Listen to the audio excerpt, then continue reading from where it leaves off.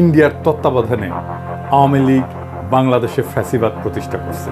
সেটা শেখ মুজিবের আমলে যেমন হয়েছিল, ঠিক শেখ হাসিনার আমলেও বহুগুণে তার পুনরাবৃত্তি করছে।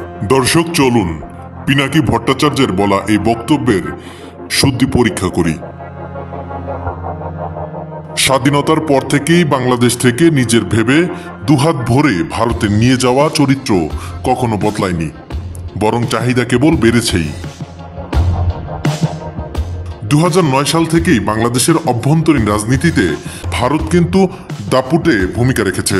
চিন্তা করা যায় না ভারত বাংলাদেশের অভ্যন্তরীণ রাজনীতিকে নিয়ন্ত্রণ করতে এতটাই উৎসাহী ছিল যে ক্রমাগতভাবে যে কোনো ধরনের রাগ ঢাক ছাড়াই এই সকল বিষয় নিয়ে কথাবার্তা বলেছেন।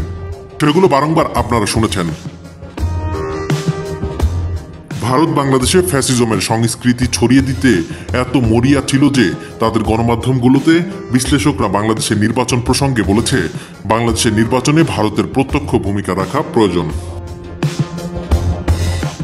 তাদের বক্তব্যের মর্মবাণী ছিল, ভারতের জাতীয় স্বার্থেই বাংলাদেশের ক্ষমতাসীনদের টিকিয়ে রাখা ভারতের জন্য প্রয়োজন।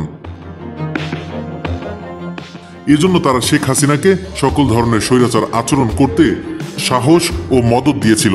জাল ভোটের 3টি নির্বাচনের পরেও প্রতিবেশী দেশ হিসেবে ভারত শেখ হাসিনাকে শাবাশি দিয়ে গেছে এবং কোনো রকম সমালোচনা ও প্রভাব বিস্তার থেকে দূরে রেখেছে চীন, রাশিয়া ও যুক্তরাষ্ট্রকে।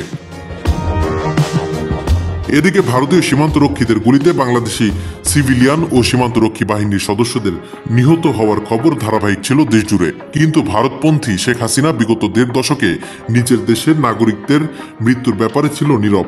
হাসিনার নীরব সম্মতিতে সীমান্তে ছড়ি ঘুরিয়ে দেশের অভ্যন্তরেও নিজেদের ক্ষমতার দাপট দেখিয়েছে ভারত। রক্তক্ষয়ী জুলাই বিপ্লবের মধ্য দিয়ে হাসিনার পতন হয়েছে। পতিত স্বৈরাচার হাসিনাকে তখনও আশ্রয় দিয়েছে ভারত এবং হাসিনাকে উৎখাতের প্রতিশোধ হিসেবে এখনো বাংলাদেশের রাজনৈতিক অস্থিরতা তৈরির চিত্রনাট্যে কাজ করে যাচ্ছে ভারত। তাদের এই কাজে সহযোগিতা করছে কিছু আওয়ামী দোসর ও ভারতীয় এজেন্ট।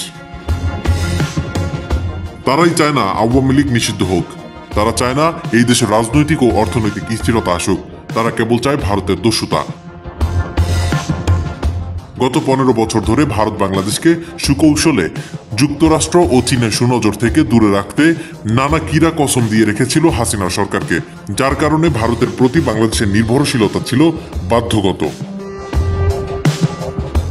হাসিনা থাকার সময় ভারত যেমন প্রেসক্রিপশন দিয়েছে সেভাবে চলেছে বাংলাদেশ।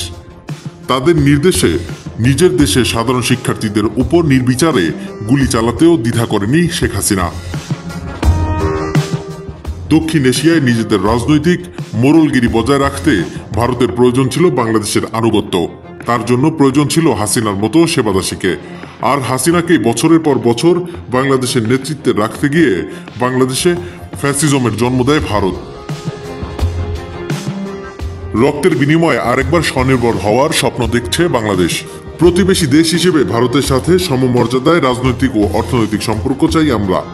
ভারতের কোনো ধরনের ছড়ি ঘোরানোর বদঅভ্যাস বদলাতে কঠোর হতে হবে বর্তমান সরকারকেও।